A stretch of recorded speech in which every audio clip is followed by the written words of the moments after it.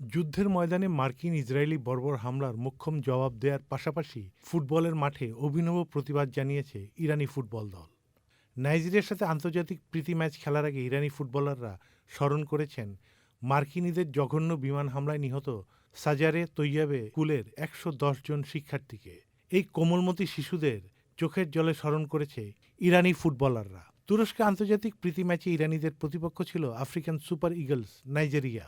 Match শুরুর আগে জাতীয় সঙ্গীত গাইতে গিয়ে বর্বর হামলায় নিজ দেশের ফুলের মতো পবিত্র শিশুদের স্মরণ করে ইরানি ফুটবলাররা পরম মমতায় বুকে জাপটে ধরেন স্কুল ব্যাগ হাতে নিয়েই তারা ম্যাচের আগে হাত মেলান প্রতিপক্ষ নাইজেরিয়ার ফুটবলারদের সাথে।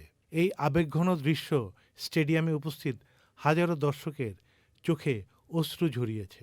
ম্যাচটি শেষ পর্যন্ত ১-২ গোলে হেরে গেলেও ইরানিরা সারা বিশ্বের সামনে তুলে ধরেছে মার্কিন ইসরায়েলিদের নির্মমতার দলিল। ২৮শে ফেব্রুয়ারি ইরানে মার্কিন ইসরায়েলি বাহিনীর যৌথ হামলায় সাজারে তৈয়বে স্কুল ধ্বংস হয়ে যায়। নিহত হয় ১৬৮ জন। এর মধ্যে অন্তত ১১০ জন ছিল স্কুল শিক্ষার্থী শিশু।